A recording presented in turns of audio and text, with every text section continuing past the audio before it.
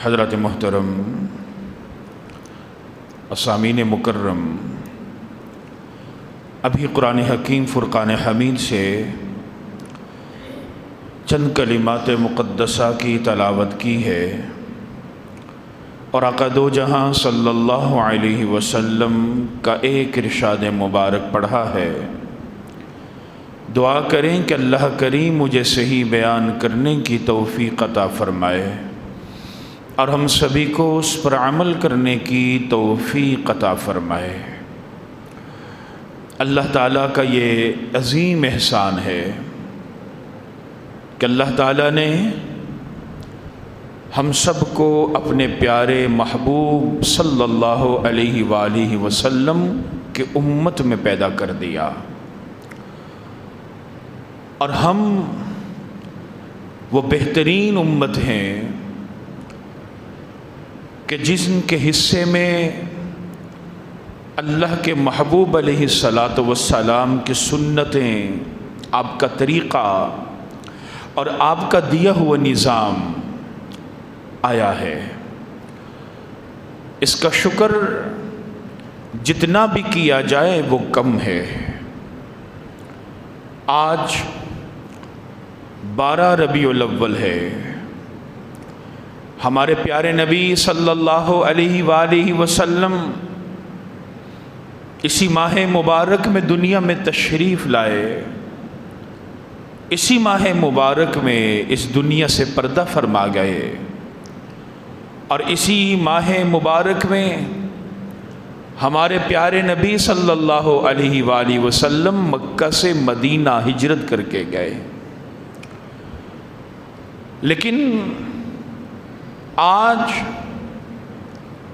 جہاں تذکرہ مصطفیٰ صلی اللہ علیہ وآلہ وسلم ہے، اور یقیناً یہ بھی ایک عبادت ہے، رب کائنات نے آقا کا خود تذکرہ کیا۔ اللہ رب العزت نے کبھی یا ایھا المزمل کہا، کبھی یا ایھا المدثر کہا، کبھی یاسین کہا، کبھی طٰہٰ کہا، کبھی قرآن کہا، کبھی فرقان کہا۔ تو اللہ نے یہ القابات، یہ خطابات، یہ اپنے پیارے محبوب علیہ الصلاۃ والسلام کو، ہمارے پیارے نبی صلی اللہ علیہ وآلہ وسلم کو عطا کیے۔ لیکن عطا کیوں کیے؟ بات اگر اس بات کی جائے اللہ نے ان کا تذکرہ کیا تو کیوں کیا؟ اللہ نے ان کا قرآن میں الحمد سے لے کر والناس تک کبھی علانیہ ذکر کیا، کبھی الفاظ کے پردوں میں موتیوں کی طرح ذکر کیا۔ آخر ایسا کیوں کیا؟ کیونکہ رب کائنات نے فرمایا لَقَدْ مَنَّ اللَّهُ عَلَى الْمُؤْمِنِينَ إِذْ بَعَثَ فِيهِمْ رَسُولًا مِنْ أَنفُسِهِمْ کہ اللہ کا یہ احسان عظیم ہے ایمان والوں پر، ان پر جو اللہ کو مانتے ہیں، ان پر جو اللہ کے نبی کو مانتے ہیں۔ بھائی ان پر احسان کیوں ہے؟ ہونا تو یہ چاہیے، اگر ہماری عقل کے مطابق بات ہو، اللہ کی حکمت تو اعلیٰ ہے، ہماری عقل ناقص ہے، ہونا تو یہ چاہیے تھا کہ اللہ کا یہ احسان تمام بنی و انسان پر ہے۔ لقد من اللہ علی الناس ہونا چاہیے، لقد من اللہ علی الانسان ہونا چاہیے، لیکن رب نے الناس نہیں کہا، انسان نہیں کہا، بلکہ فرمایا لقد من اللہ علی المؤمنین، ایمان والوں پر احسان ہے۔ اس کی وجہ کیا ہے؟ کیونکہ جو اللہ کو مانتا ہے، جو اللہ کے نبی کو مانتا ہے، وہی اللہ کو جانتا ہے، وہی اللہ کے نبی کو جانتا ہے۔ جو اللہ کے نبی کو جانتا نہیں ہے، جو اللہ کے نبی کی عظمت کو نہیں جانتا، جو اللہ کے محبوب کے مقام کو نہیں جانتا، جو اللہ کے محبوب علیہ الصلاۃ والسلام کی شان کو نہیں جانتا، اللہ نے اس کو اس بحث سے نکال دیا ہے۔ اللہ نے اس کو اس تذکرے سے نکال دیا ہے۔ اللہ تذکرہ ان کا کر رہا ہے جو اللہ کے نبی کو جانتے ہیں، جو ان کی شان کو جانتے ہیں، ان کے مقام کو جانتے ہیں، ان کی عظمت کو جانتے ہیں۔ فرمایا علی المومنین، یہ ایمان والوں پر احسان ہے، اذ بعث فیہم رسولا، کہ اللہ نے ان میں سے ایک ایسا عظمت والا رسول بھیج دیا، من انفسہم، جو انہی میں سے تھا، کوئی باہر سے نہیں آیا تھا، وہ کھانا کھاتا تھا، وہ پانی پیتا تھا، وہ آرام کرتا تھا، وہ مکہ کی گلیوں میں چلتا تھا، وہ پہاڑ کی بلندیوں پہ چڑھتا تھا، انہی میں سے تھا۔ لیکن اللہ نے فرمایا اس کا مقام اس لیے الگ ہے، یتلو علیہم آیاتہ، کہ وہ اللہ کی باتیں لوگوں کو سناتا ہے، اللہ کی باتوں کی تلاوت کرتا ہے۔ وَيُزَكِّيهِمْ، مقام اس لیے الگ ہے کہ وہ اللہ کے بندوں کو، اللہ کی مخلوق کو گناہوں سے روکتا ہے، اللہ کی مخلوق کو گناہوں کی دلدل سے نکالتا ہے۔ اور فرمایا وَيُعَلِّمُهُمُ الْكِتَابَ وَالْحِكْمَةَ، اور ان لوگوں کو وہ اللہ کی کتاب کی تعلیم دیتا ہے، وہ حکمت کی تعلیم دیتا ہے۔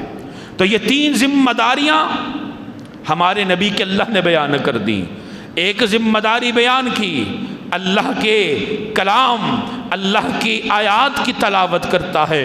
دوسرا مقام، دوسری ذمہ داری بیان کی، لوگوں کو گناہوں سے نکالتے ہیں۔ تیسری ذمہ داری بیان کی، کتاب و حکمت کی تعلیم دیتے ہیں۔ بھئی تعلیم کا مطلب کیا ہے؟ سکھا دینا ہے۔ تعلیم کا مطلب کیا ہے؟ آگے لوگوں کو بتا دینا ہے، صرف پیغام پہنچانا نہیں ہے۔ آپ نے کسی کو بات بتا دی، یہ تبلیغ ہے۔ آپ نے اس بات کو بتا کر اس پر عمل کیا، یہ تعلیم ہے۔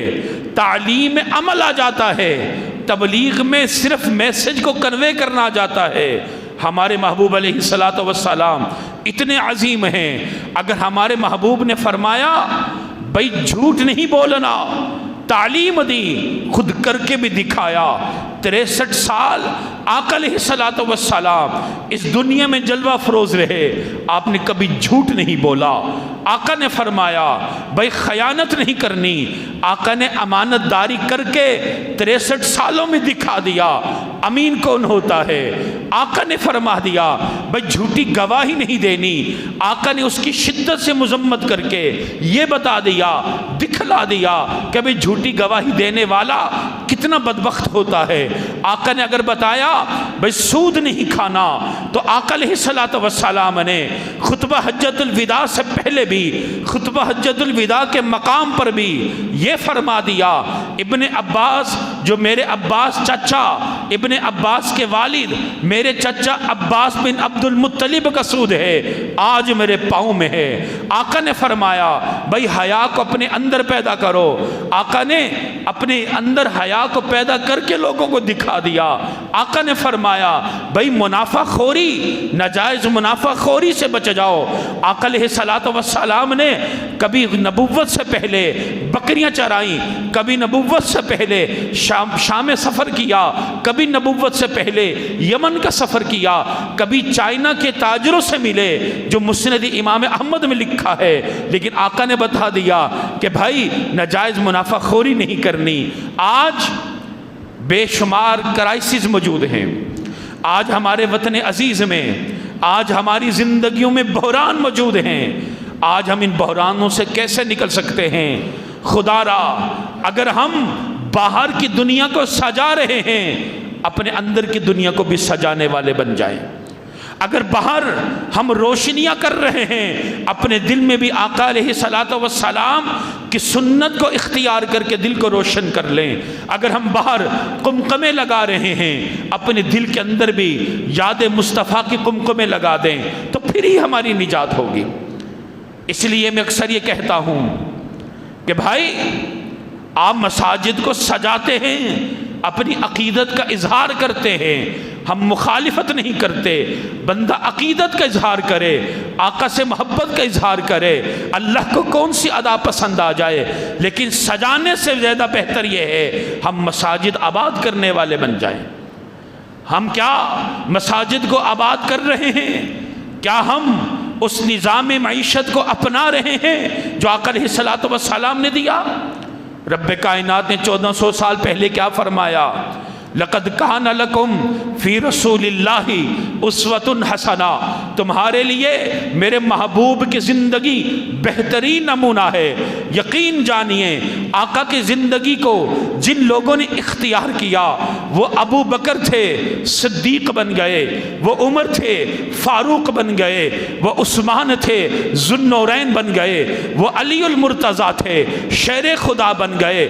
آقا کے اس نمونے کو، آقا کی زندگی کو جنہوں نے اپنی زندگی میں شامل کیا وہ ابن عباس تھے، مفسر قرآن بن گئے، وہ ابن مسعود تھے، فقیہ الامہ بن گئے، وہ ابو عبیدہ بن جراح تھے، امین الامت بن گئے، وہ بلال تھے، مؤذن رسول بن گئے۔ آقا علیہ الصلوۃ والسلام کی زندگی کو جنہوں نے اختیار کیا وہ حنظلہ تھے، غسیل الملائکہ بن گئے، وہ محمد بن اسماعیل تھے، امام بخاری بن گئے، وہ مسلم بن حجاج تھے، امام مسلم بن گئے، وہ محمد بن عیسیٰ تھے، امام ترمذی بن گئے۔ آقا کی سنتوں کو، طریقے کو جن لوگوں نے اڈاپٹ کیا وہ سلیمان بن اشعث تھے، امام داؤد بن گئے، وہ احمد بن شعیب تھے، امام النسائی بن گئے، وہ محمد بن یزید تھے، امام ابن ماجہ بن گئے، وہ شیخ احمد سرہندی تھے۔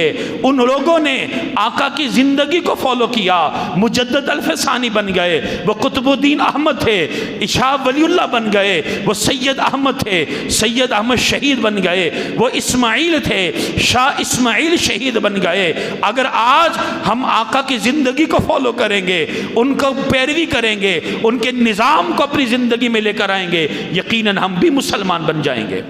لیکن یہ نظام صرف یہ نہیں کہ بھئی آقا کا تذکرہ کر دیا، ان کا ذکر کر دیا اور ہم سمجھیں کہ بھئی ہمارا فرض ادا ہو گیا۔ بھئی ہمارا فرض ادا نہ ہوا، ہمارا فرض ادا نہ ہوا۔ اگر ہم نے آقا علیہ الصلوۃ والسلام کی شان میں قصیدہ پڑھ لیا، نعت پڑھ لی، آقا کے آنے کی خوشی منا لی، ہم نے ایک حصہ تو پورا کیا، لیکن جو بڑا حصہ ہے جس کا دین تقاضا کرتا ہے، اور دین کیا کہتا ہے، رب کائنات کیا فرماتا ہے؟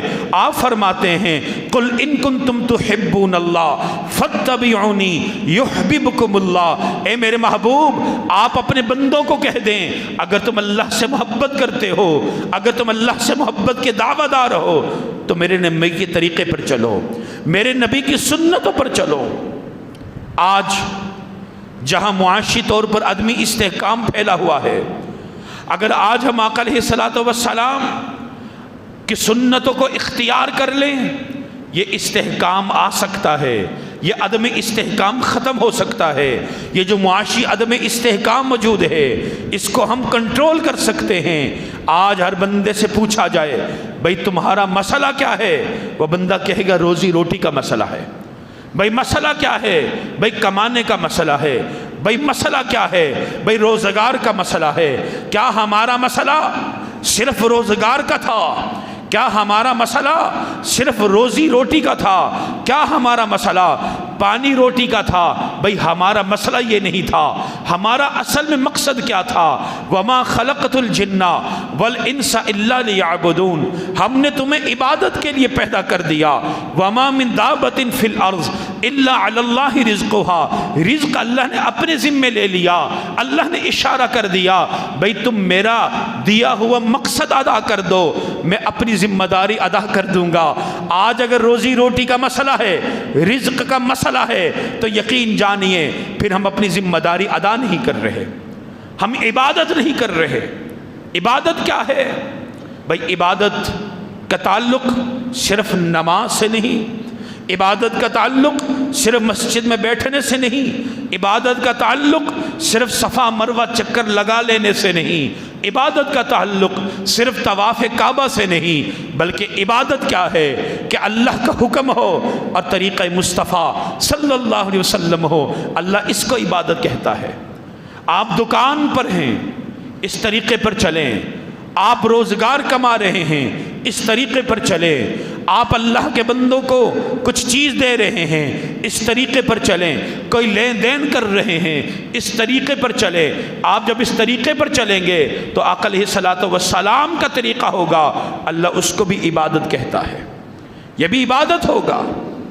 ہمارے آقا کریم علیہ الصلوۃ والسلام کے ارشادات اٹھا لیجئے۔ آقا نے کیا فرمایا؟ کسب الحلال فریضۃ بعد الفریضہ، بھئی حلال کماؤ۔ آج اگر ہم تذکرہ مصطفیٰ کر رہے ہیں، ہم اس میسج کو بھی دیکھنا ہے، ہمیں اس لیسن کو دیکھنا ہے، ہمیں اس کنکلوژن کو دیکھنا ہے جو آقا علیہ الصلوۃ والسلام کی زندگی سے ہمیں ملتا ہے۔ آقا نے کیا فرمایا؟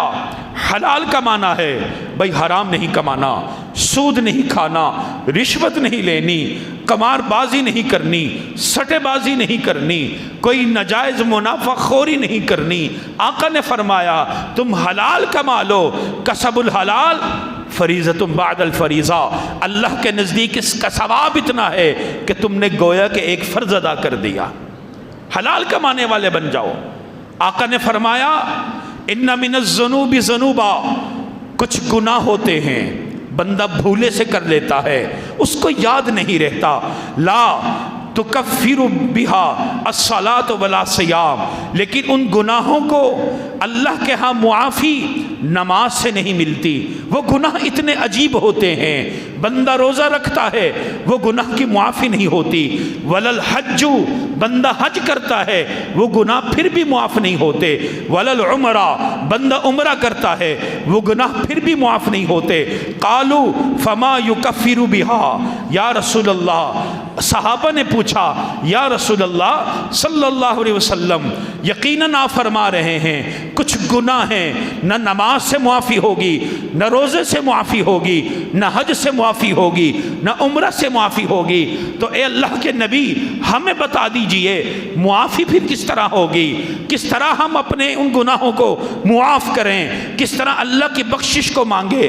آقا نے فرمایا بھائی اگر تم ان گناہوں سے معافی حاصل کرنا چاہتے ہو، الہموم فی طلب المعیشہ، فرمایا تم روزگار کماتے ہو، حلال کماتے ہو، اس حلال کمانے میں جو مشکل آ رہی ہے، اس حلال کمانے میں جو پریشانیاں آ رہی ہیں، وہ پریشانیاں تمہارے ان گناہوں کو مٹا دیتی ہیں۔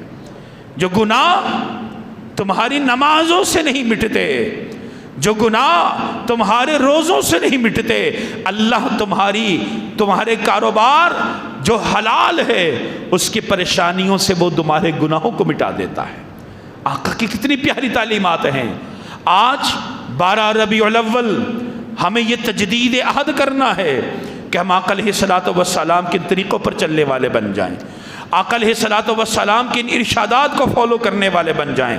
آقا نے فرمایا الاقتصاد فی النفقہ نصف المعیشہ، بھائی تم خرچ کرو، ضرور خرچ کرو، اپنے خرچ میں میانہ روی اختیار کر لو۔ اصلی معیشت کا نصف حصہ یہی ہے، کاروبار کا نصف حصہ یہی ہے۔ ما علی من اقتصدا، تم میانہ روی اختیار کر لو، میڈیوکر بن جاؤ، اللہ تمہیں کبھی محتاج نہیں کرے گا۔ آقا کی تعلیمات کو بھی ہم اپنائیں۔ آج ہم معاشی عدم استحکام کو ختم کر سکتے ہیں اگر ہم نبی اکرم صلی اللہ علیہ وآلہ وسلم کے دیے ہوئے نظام کو اختیار کریں، آپ کے دیے ہوئے طریقے کو اختیار کریں، آپ کے دیے ہوئی جو باتیں ہیں، فرامین ہیں، ان کو اختیار کریں۔ میں آخر میں پھر یہ کہوں گا، بھائی باہر کی دنیا سجا رہے ہیں، کبھی من کی دنیا بھی سجائیں۔ باہر روشنی کر رہے ہیں، کبھی من میں بھی روشنی کریں۔ باہر قمقمے لگا رہے ہیں، کبھی اپنے دل میں اللہ کے محبوب علیہ الصلوۃ والسلام کی سنتوں کے قمقمے بھی لگا دیں، اپنے اللہ کی یاد کے بھی قمقمے لگا دیں، اللہ کے ذکر کے بھی قمقمے لگا دیں۔ یقین جانیے جب ہم ایسا کریں گے، اللہ کے ذکر کو کرنے والے، آقا علیہ الصلوۃ والسلام کی سنتوں کو زندگی میں لانے والے بنیں گے، تو پھر ہی ہم صحیح معنوں میں ایمان والے بنیں گے۔ دعا کر اللہ تعالیٰ جو کہا جو سنا عمل کی توفیق عطا فرمائے۔ ایک صاحب ہے گلفام صاحب، ان کی صحت یابی کی دعا کے لیے درخواست کی گئی ہے۔ دعا کر اللہ تعالیٰ جتنے بھی بیمار ہیں سب کو شفا عطا فرمائے۔ وآخر دعوانا ان الحمد للہ رب العالمین۔